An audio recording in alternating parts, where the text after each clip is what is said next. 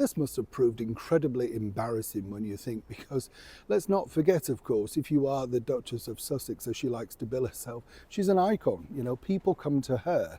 You literally get asked basically for an audience with her. And it's fascinating, as you've seen, as her act has developed over the years, the way she sort of pats people on the back and all that. But at the start, no, I don't want people to curtsy to me. Titles don't mean anything. Virtually, you know, burst into tears when she couldn't get titles for her children, even though they mean nothing to her, of course. But here's what really develops as stories become through. On their recent trip, of course, to Nigeria, on that fake royal tour, where, of course, they were literally billed as Her Royal Highness, the Duchess of Sussex, blaming it on all sorts of problems like, well, you know, they don't know necessarily the protocol, given the fact that they have a team over at Archwell.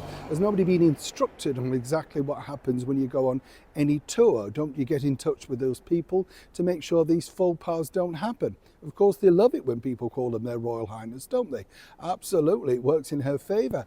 But what's fascinating about that particular trip is, and what we found out recently, is that Meghan, of course, doesn't want to return over here to the United Kingdom because, according to Harry, it's terribly unsafe. And I know we can go on about all the things she's been to.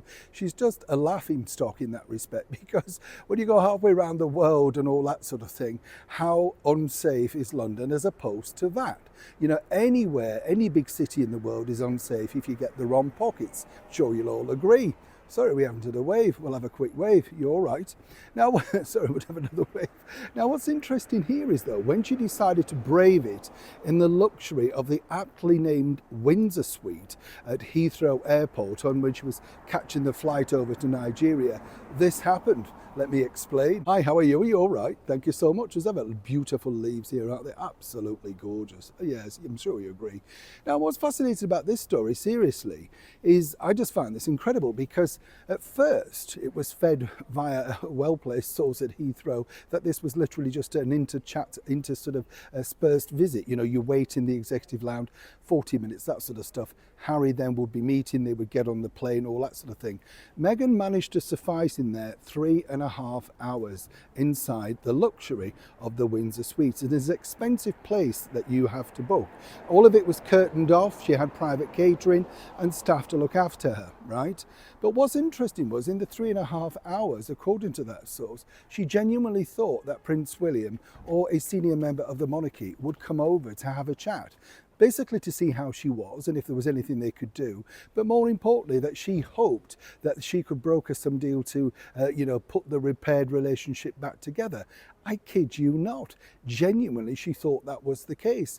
And according to that source, she kept either texting or indeed trying to get hold of Prince Harry, who was in the centre of London, remember, at a charity event, to see how things were developing. Now, one can only surmise how terrified he must have been. The failure for him once again to deliver exactly what Madame wanted, you know, it must have been very hard. And that truly is what happened on that day. And what I find fascinating about that in particular is, if you push it a little bit further, who genuinely thinks that, of course, our wonderful British monarchy are going to zip all the way out to the estate, you know, the very plush, although it be named after them, Windsor Suite in Heathrow, to go and see a former actress of a middling cable TV show? How deluded, truly, do you need to be? And that's how far it's now become for the one-time royal known as Meghan Markle. Fascinating, I'm sure you'll agree. Neil Sean in the very heart of London.